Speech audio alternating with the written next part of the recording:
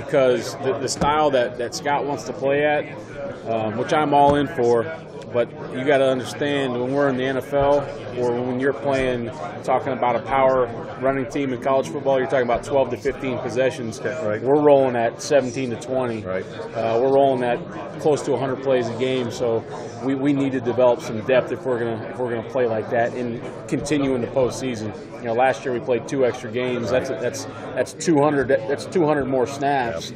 So that's like 4 extra games for somebody else. So we got to develop some serious depth if we're going to be a championship football team here. You guys force a lot of turnovers at UCF. How do you get that culture to Nebraska, which has not been the case so far, get turnovers to be a big part of the defensive philosophy? Yeah, and we talked about it early. I mean, we've always said that we need to get Coach Frost the ball back. These guys are really good on offense. What are we going to do to get him the ball back? And I think you got to meet about it. You got to talk about it. You have to practice it. You have to create drills that are going to turn the ball over. And it's got to be one of those things you focus on. I don't think for us to be successful, we need to stop the run, we need to sack the quarterback, we need to take the ball away, and we need to condense those explosive plays. And I think that's what you constantly have to talk about with the team. Yards per game is great, all that kind of stuff, but when you're talking about 100 plays versus somebody else that's running 48, that's not a good stat. So we need to find the stats that work for us. And getting the ball back is one that's really helped us that year. Personnel right now to get to the quarterback and get sacks, so you have the personnel for that? Well, either we're going to have the personnel to get to the quarterback, or I'm going to have to figure out a way to manufacture that. That's my job, so we're going to get it done. I don't know if it's going to be line up with 4 or if we're going to have to line up in crazy blitz packages and get there, but we'll get there. For a fan that doesn't know too much about your system, what are the trademarks of your specific defense? I think you'd say it's a very aggressive style. There's a way to play 3-4 defense where you can 2-gap everybody, 2-gap some people, 2-gap others. We're more on the side of 1-gap 3-4 with occasional 2-gappers. Very aggressive in bringing a 4th or a 5th rusher, playing up on people in coverage. Are there any guys that you think maybe were out of position in the last offensive units that now are moving to new positions? There's a couple we've identified that we want to move around a little bit, but I have not seen them play real football yet. We've been playing walkthrough and weight room and conditioning events, which are vital to our success, but I have not seen them play real football yet. And once I do, then we'll make some real decisions. So when you're recruiting your defense, does it start up front for you, or is it solid linebackers, or what's the most important cog, I guess? Well, to be completely honest with you, if you're going to play in 3-4 defense, the heavyweight champion of the world has to be the nose guard. I've heard, you have to have great linebackers and those kind of things. You have to have heavyweight champ nose guard. You have to have some outside linebackers that are going to rush the passer. We got to have an inside linebacker that can run the show and a safety that can run the show. And then if you get some corners to go along with it, you're really doing well. So what do you look for out of that nose guard? You want a guy that can move laterally and vertically in short space area. 40-yard dash, I don't have nothing to do with it anymore. I need a really strong guy, and he has to be a big physical presence. Have you seen any guys kind of take a hold of this change and step up as leaders? Yeah, there's some guys that are really doing a nice job. I think there's some guys that Coach Frost mentioned that we all agree on are Mick Stoltenberg and Ben Steele. And there's some other guys that are coming out of the shell a little bit, but for the most part, the buy-in's been great from the kids. They're hungry for change. They want to get things back to what they should be at Nebraska, and I think right now we're in a good place.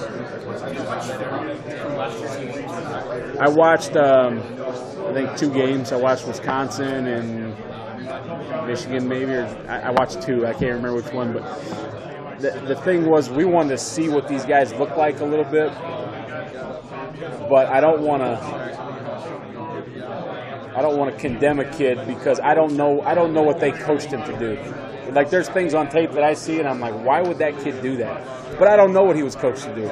So it's not fair for me to get a bad taste in my mouth about that kid from the film. We just kind of wanted to see, who these guys were, what they moved, how they moved, what they did a little bit, but other than that. Can you get a grasp for defensive performances exciting when you came to any idea of what they went through the years they did, or was their spirits up? The spirits were good. Like we talked about, they were hungry for change. The only thing I asked them, I don't want to hear names. I don't want to hear anything. Just tell me what you think went wrong. What do we have in our locker room? Is the defense fractured? Are we whole? Where's our problems? And they did a pretty good job of telling us things that they thought needed to be fixed. And they're not always right 100% of the time. There's things that I see that I think need to be fixed, but they did a great job of telling me, we need to fix this.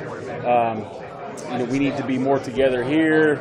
We need more accountability in this area. And I think we've got those things addressed.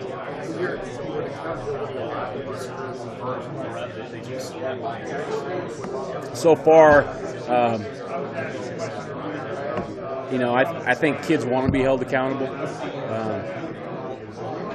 I heard a great deal the other day. I can't remember the basketball coach. He said kids haven't changed, we have. I think that's true to some degree. Everybody wants to be a player's coach. You can be a player's coach and hold people accountable.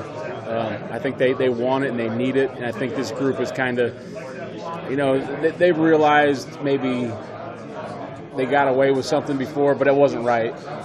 And so they want it. You guys all good? What's excited you or surprised you the most over your first 2.5 months here about this team? Surprised me the most about the team?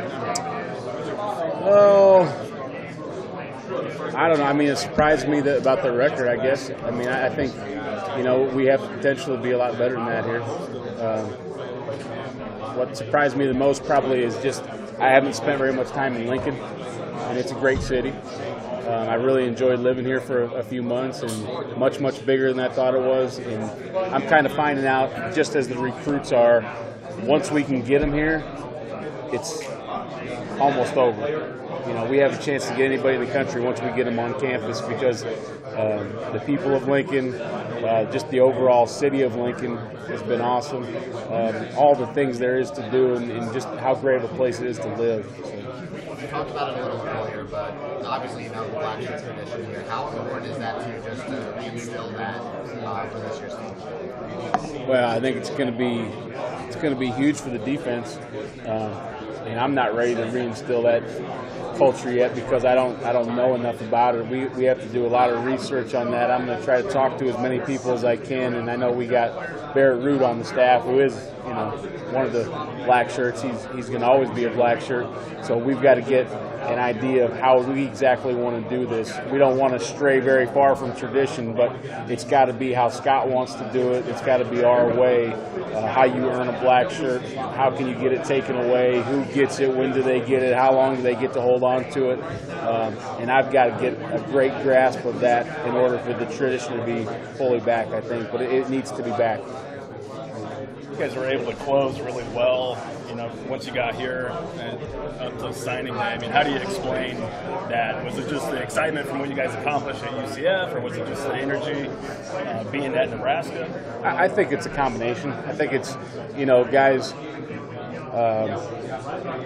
a lot of guys were excited about what was going on at UCF. They just wanted to be at a more prestigious institution, a Power 5 football program, a program where they have a chance to win a national championship. And so it was going to be really hard for us to get some of those guys. Now that we're there, they're excited about the staff, they're excited about the head coach, and now they're really excited about the school that we're at. So I think the combination of all those things really helped us close those kids at the end.